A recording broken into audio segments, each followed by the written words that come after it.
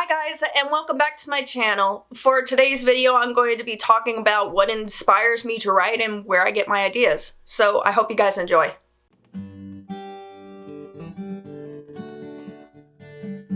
For those who are active on Twitter, Instagram, Facebook, whatever social media platform, the writing community is pretty active. They always tend to ask some form of questions that really make you think. The questions that inspired me to make this video were what inspires you to write and where do you get your ideas for your stories? What inspires me to write really made me think, but when it came to where I get my ideas for my stories, that was not too hard for me because my ideas for my stories all have come from dreams that I have had in the past. I am a very active dreamer. I have really interesting dreams, I have a lot of reoccurring dreams, and then I have a lot of weird dreams. Now, whenever I have a dream that I think is a really interesting one that would turn into a really interesting story, I tend to write it down.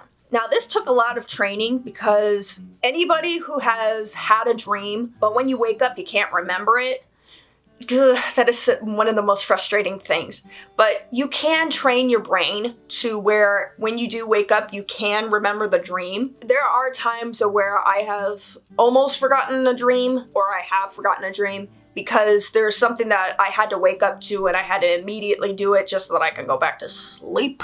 And then when I go back to sleep, I'm like, crap, what was the dream? What was the dream? So I try to think really hard, what was it? And sometimes it can come back, and sometimes it'll come back in like pieces. Most of the time I try to write down whatever the dream was, or I think really hard about it, just so that I could be able to write it down later. Now, there are some who like to keep a journal with a pencil right beside them. I tend to like to use my phone, mainly because whenever I'm writing down these dreams, it's in the dark.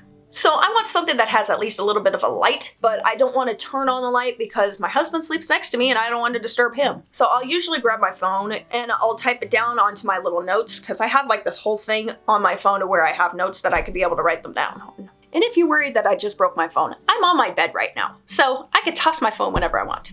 So most of the dreams that I've actually written down are most of the dreams that have made it into my first book. And it was a dream that inspired my first book. However, that dream is radically different from my story. And that's what I tend to do. If I have an interesting dream, but I don't like of how certain parts go, I'll try to write down the dream of how it went first. But most of the time I always end up changing it how I wanted it to go in the first place. So for my first book, the story that I changed it to is that it's a girl who just graduated college who goes to Japan to visit her grandparents and finds a magical charm bracelet that's missing its charms. The charm bracelet leads her into the other world through a waterfall, and she has to find all of the different charms while a possessive warlord is chasing her. Now compare that to the dream that I had in 2008. I'm surprised that I could still actually remember it. It is radically different. The parts that I remember the most, actually, I am laying on top of a pond. Just laying on top of a pond, like I'm sitting on a mirror or something. The water is just rippling under me. Then all of a sudden, I just slowly morph into the pond, but I'm not going into water. That's the strange part. I actually go into this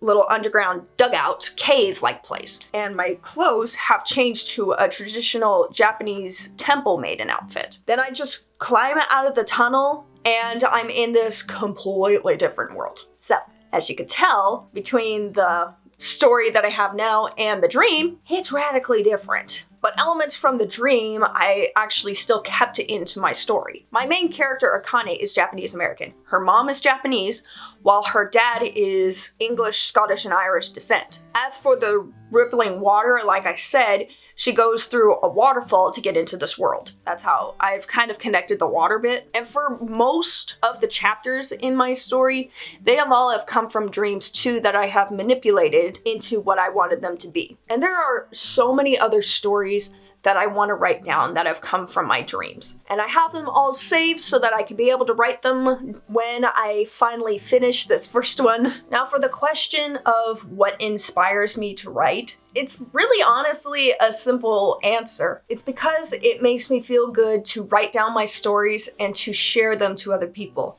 It's something that every author can be able to relate to. They want to be storytellers. They want to share the stories that they have to the world. Some don't, and they just want to write them down. That's okay. But for me, I want to share these stories because I think everybody else can enjoy them just as much as I do. And the writing community is very inspirational. They're very supportive of other writers. And that's a good thing because whenever somebody is writing a story but they don't feel confident about wanting to share it, join the writing community. They will give you the confidence that you need. Because sometimes if you don't have the confidence in yourself, sometimes you need somebody else to give you a little bit of a push that will make you gain some more confidence in your own self. You need somebody who believes in you to be able to believe in your own self sometimes. That is actually one of the morals in my first chapter in my story. So that's all that I got for you today. Thank you for watching, and I hope you enjoyed the video. If you guys are interested in what the dreams that I have that inspire my stories, when my website finally comes up, once I figure out Squarespace, I figured for my blog entries that I would put down some of the interesting dreams that I have. It would be another way of me writing down these stories and then testing it out on you guys if you think they're pretty interesting or not. But I want to thank you guys again for watching my video. If you want to leave comments or suggestions down below, please do. I would love to hear from you guys. And I hope to see you again soon. Bye!